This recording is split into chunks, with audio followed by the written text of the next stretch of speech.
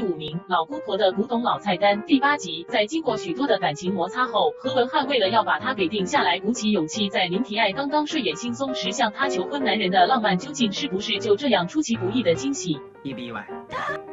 开不开心？市长小编不确定，但可以肯定的是，犹豫不决的提爱却选择推开这段众人看好的感情，而似乎选择哪个朝夕相对、热血满腔的邻家男孩王武安。他为了要振兴大稻城，不但找了他的伙伴们开设一个地方组织，还亲力亲为到北街视察，比里长议员还要勤奋。他们的热忱也是难能可贵的。只是如果在现实中没钱没人脉的话，真的会很快踢到铁板。而来到第8集，究竟林淑美的老菜单有什么启示呢？究竟每一集的标题中出现的传统佳肴又有什么关联？暂时还是猜不透。第4名，浪漫输给你第12集，在这个幸福美满的小说世界里，小恩也终于有机会感受到傲然总裁的美好，同时也不忘清风，依然把他当成是好麻吉。在现实，好听一点的话，那这就是有男人缘；难听一点的，那就是什么一脚踏两船、绿茶婊什么什么的。在 office 里的总裁小 fans 们看到这样，当然嫉妒心就四处冒起，要得把他们的眼中钉除掉，甚至连天真无邪的楚楚也不再楚楚可怜了，硬起来要对付那个曾经最信任的姐妹，甚至还要趁机陷害小恩，让他在傲然面前出丑。一瞬间，皇家集团就成了后宫佳丽明争暗斗的画面。什么叫规矩？什么叫体统？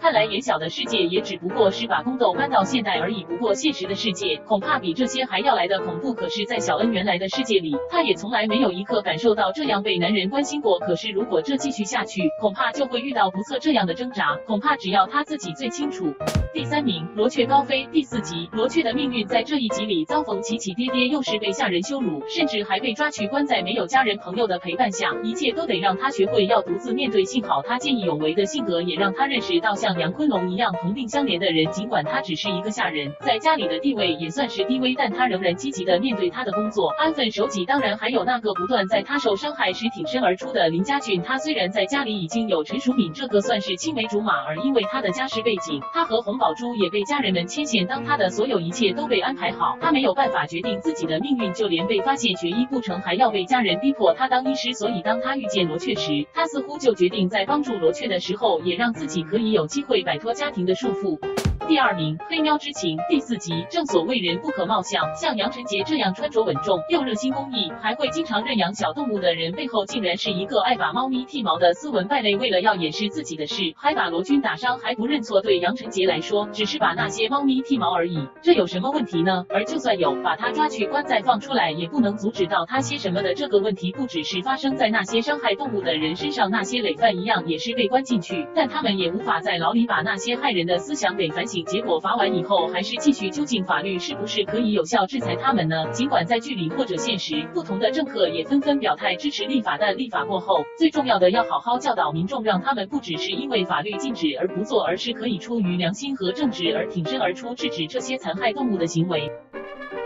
第1名，我的婆婆怎么那么可爱第21、22集，为了要振兴真鹤斋、林采香那3人组，加上不请自来的饼人，可算是无所不用其极，甚至还扮演什么武则天、西部牛仔来吸引顾客购买。经过他们的屡败屡试后，终于可以把真鹤斋的产品成功推销出去。尽管林采香在成功背后也得做出很多在传统观念上的妥协，但这份妥协也正正就是迈向成功的关键。而承接上2集，这一集也看到 CEO 和他的家人之间的矛盾和冲突。CEO 理应就像他的姐姐一样过着贵妇般的生活，但说穿了，这些生活就是吃饭睡觉打东东，不是啦，是不停的选男人。到底人生有多少个10年百载可以把岁月蹉跎呢？在 CEO 进了真鹤斋后，他的人生就可以从丧夫之痛里找到寄托，还可以让摒弃一生的事业发扬光大。只可惜他的家人们却似乎怎样也不能理解，为什么要专一在同一个男人、同一份工作上呢？因为他们觉得没有男人的话，就去找第2个、第3个吧。这样的价值观上的冲突，也很难怪 CEO 拼了命也想离开。